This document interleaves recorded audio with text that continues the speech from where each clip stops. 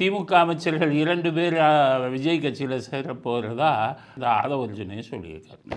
அவர் சொல்லிட்டா 2 பேர் ரெடியாக இருக்காங்க. இன்னும் குறிப்பிட்டு சொல்ல போனால் நான் சொல்கிறேன், இன்னும் பிப்ரவரி மாதத்துக்குள்ள இன்றைக்கு இருக்கக்கூடிய 2 அமைச்சர்கள் தாவே கட்சியில் சேருவாங்க.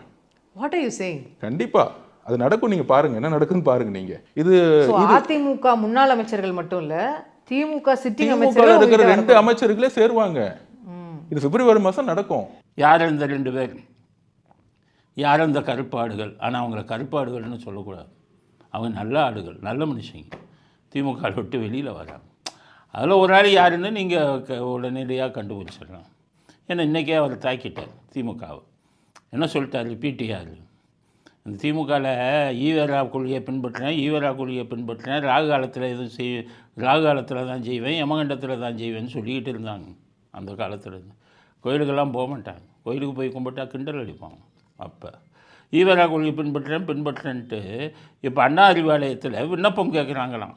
இந்த சட்டசபை தேர்தலுக்கு விண்ணப்பம் கொடுக்க வரவன்னா கரெக்டாக அந்த 21ஆம் தேதியும் முகூர்த்த நாளாம்.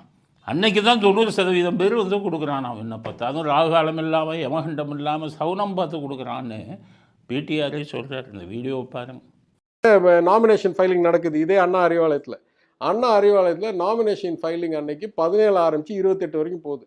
ஆனால் 90%க்கு மேல் 95% ஒரே நாள் 24 நல்ல நாள் முகூர்த்த நாள்னு பார்த்து, அதுவும் 9:10 1:04 ஃபைலிங் நடக்குது. அப்போ இதுலேருந்து என்ன தெரியுது? ஒரு காலத்தில் பகுத்தறிவு நம்மளெல்லாம் முட்டாள்னா, நாங்கள்லாம் பகுத்தறிவாதிகள்னா, இப்போ நம்ம முட்டாளுன்ட்டு நம்ம வழிக்கு வந்து சுப முகூர்த்த நாள், ராகு காலம், யமகண்டம், வடக்கே சூலமா தெற்கே சூலமா. அப்போ தெற்குலேருந்து வரமாட்டான் அன்றைக்கி நாமினேஷனுக்கு. இன்றைக்கி தெற்கே சூலம் போகக்கூடாது அப்படிமா. அப்புறம் இதெல்லாம் பார்த்துட்டு நல்ல நேரம் காலண்டரை பார்க்குறான். 9 to 10 நல்ல நேரம் கரெக்டாக. அதில் வந்து நாமினேஷன் கொடுக்குறான். 4 to 5 நல்ல நேரம் அதில் தான் கொடுக்குறான்னு பிடிஆர் சொல்கிறாரு. இதை தானே ரொம்ப நாளாக சொல்லிக்கிட்டு இந்த ஊரில் ஏமாற்றிக்கிட்டு இருக்காங்கப்பா, பகுத்தறிவாதிகள்னு. அதனால் நம்ம தான் பகுத்தறிவாதிகள்.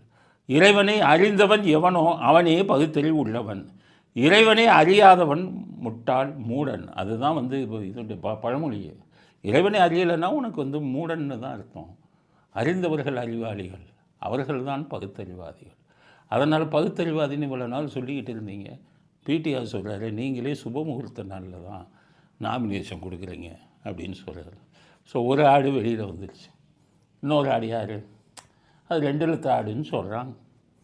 அந்த 2 எழுத்து ஆடு ஏன் வந்துருச்சுன்னா நிறைய சம்பாதிச்சிட்டாங்க. இனி கூடாரம் காலியாயிரும் திமுக.